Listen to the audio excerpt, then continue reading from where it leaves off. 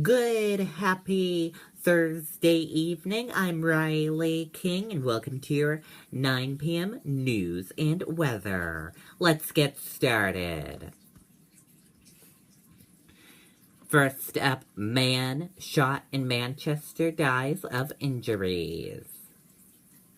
Let's take a listen to this video from WMUR News 9. Because I found the perfect situation for your broadband. Wait, it's right next to the freeway. Now it's close to the freeway.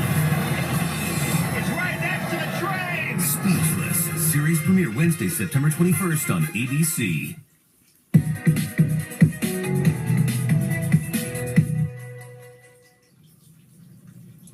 Jen, the Attorney General's office has ruled this a homicide. The investigation is ongoing as officials continue to try to piece together exactly what happened.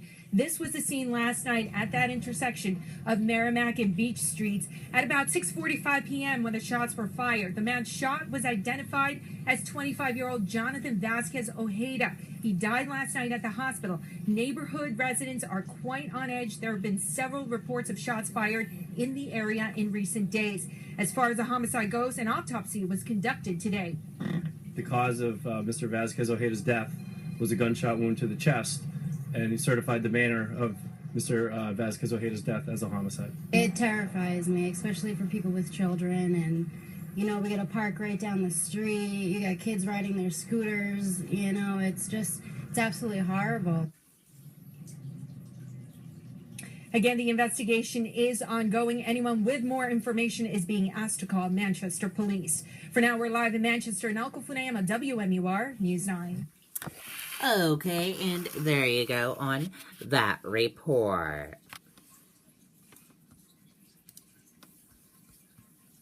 Extreme drought conditions worsen in New Hampshire.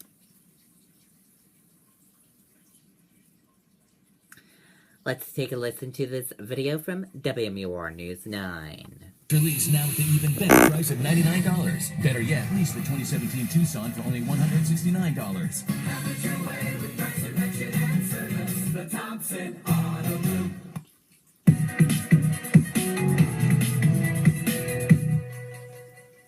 This pipe that spans the Merrimack River is normally submerged, and the water level at Lake Massabesic, the primary water supply for Manchester and parts of surrounding towns, is normally a foot higher.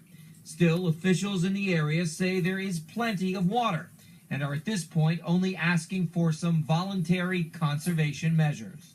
There's no restriction for consumers, but again, we ask all of our ratepayers to conserve water. It's a valued resource. You should never waste water anyways.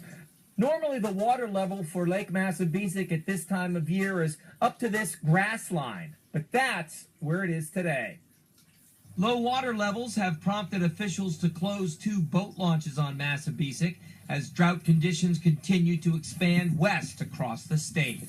Boats have been grounding out, trying to get in and out of the water. The water level being so low, rocks are exposed out on the lake, and we've had issues where people have been stranded in the grasses because of the propellers being caught. Philip Crosdale says they have started to release a 1 billion-gallon water reserve that is enough to raise the lake level about a foot. State officials say many communities are getting pinched by the drought this year, but their biggest concern is what happens in the next several months. Certainly, we do depend on snow in the wintertime, and we depend on refilling our lakes with spring snow melt. And so if we don't get that this spring, we're going to be in real trouble next year.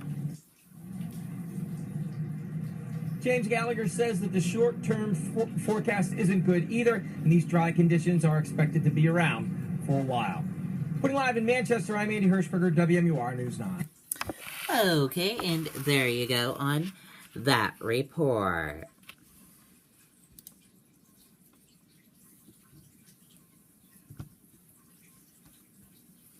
VP candidate Kane blasts Trump's vision of country. Let's take a listen to this video from WMUR News 9. Did you know that now when you use this to pay for this, every 10th ride is free? Simple as that. What's in your wallet?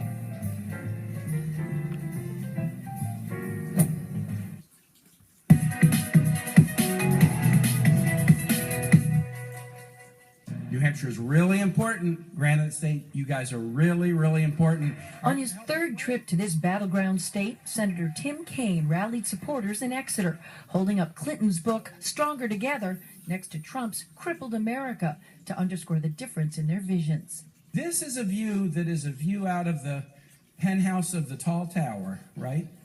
Looking down and looking at a nation and seeing a crippled America. I do not recognize this picture of our country. I don't. This is not who we are. Kaine says Stronger Together is also the theme when it comes to policy. If we're going to build an economy, it's got to work for everybody, not just a few. If we're going to be strong in the world, part of that strength is alliances, rather than just trying to build walls and tear up alliances, right? In Portsmouth, he discussed issues important to millennials and the stay work play effort to keep them in the state, and the differences Clinton's campaign has with Trump's on issues like making college affordable, climate change, and family life balance. He explained Clinton's 12-week paid family leave act. So you could take care of a sick relative, or you could stay home after the birth of a child for either a mom or a dad. Versus a Trump plan that Tim Kaine says is meant only for women. It's 6 weeks of maternity leave, and it's not paid by the company. It's paid through the state unemployment insurance program. Senator Kaine continues to accuse Trump of avoiding questions about his health and his tax returns, urging voters to, quote, not let him get away with it. Reporting live in Exeter, Jennifer Crompton, WMUR News. Okay. There you go on that report. Democrats focus on November after primaries. Let's take a listen to this video from WMUR News 9. Lease now at the even better price of $99. Better yet, lease the 2017 Tucson for only $169. Have it your way with price selection and service. The Thompson Auto Group.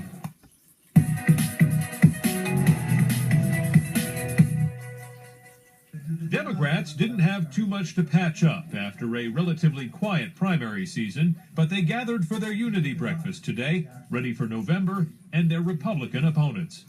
Time and again in Washington, Senator Ayotte has demonstrated that she puts her political party and corporate special interest backers ahead of Granite Staters. With Frank Ginta being welcomed back into the Republican establishment at the GOP unity event on Wednesday, Carol Shea Porter says she is ready for round 4. He should resign, but he hasn't, so we will push him out of office. And aiming to be New Hampshire's youngest governor in 60 years, Colin Van Ostern gave a nod to the gulf in name recognition between himself and his opponent, Chris Sununu. Now, I am running against the son of a governor, and I need your help. Democrats are quietly confident of a sweep, taking all the major offices, something they haven't done in 8 years. But St. Anselm professor of politics Chris Galdieri says, don't confuse 2016 with 2008. It's a really different cast of characters than you had then.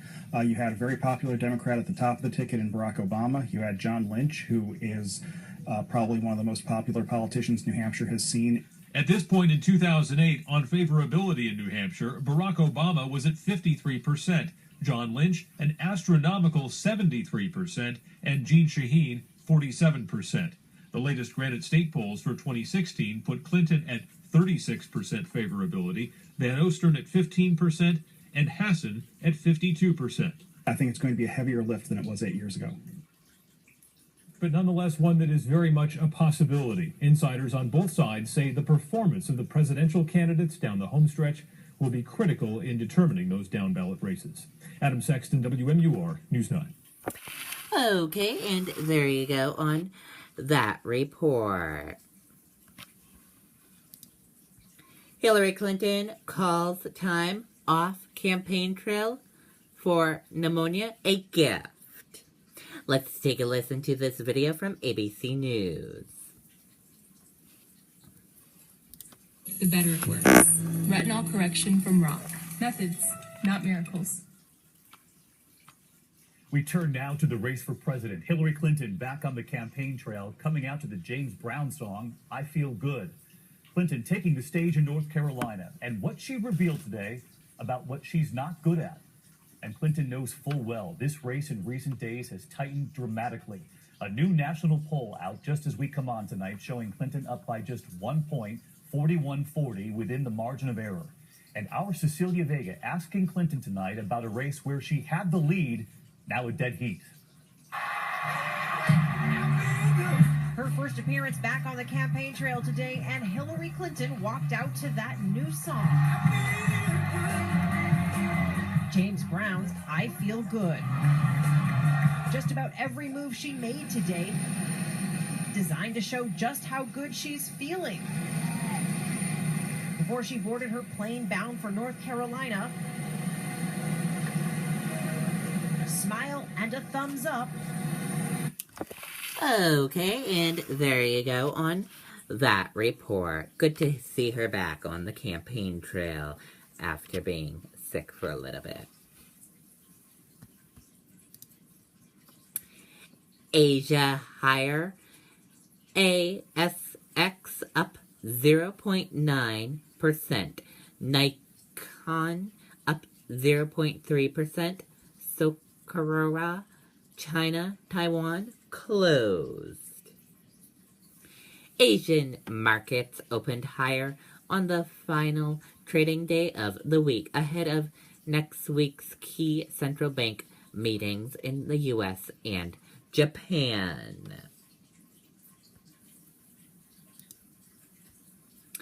Pence says he's getting whiff of desperation from Democrats. Let's take a listen to this video from CNN.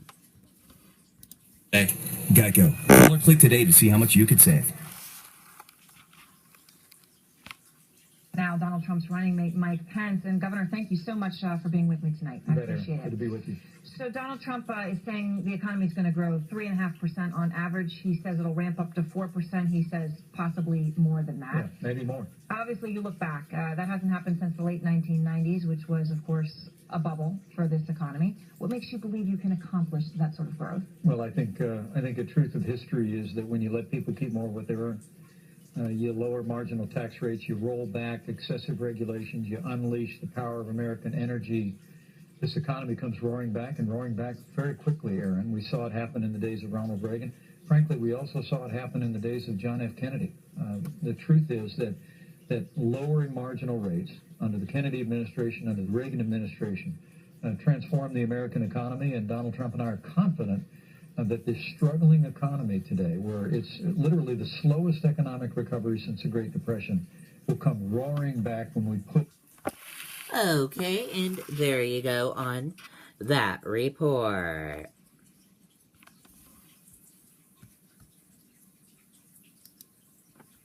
Now let's take a look at your weather.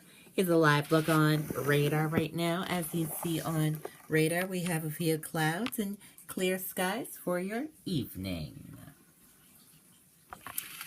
Now let's take a look at your weather on our weather system. Your weather on our weather system right now, your wind speed peak is 2 miles per hour. Average is 0. Current is 0 in between northwest and north. Your temperature is 50 degrees. Humidity is 89%. Dew point is 47 degrees. Your forecast is partly cloudy. Your pressure is 30.15. Now let's take a look at a weather alert we have for you right now. We have an alert for you. Coos, New Hampshire, frost advisory for tomorrow. And now let's take a look at your next 7-day forecast. And that does it for your 9 p.m. news and weather right here on the Riley King Network. I'll see you back here tomorrow morning for Riley's Kingdom of Weather and the Riley King Newscast. Good night, everyone. Bye.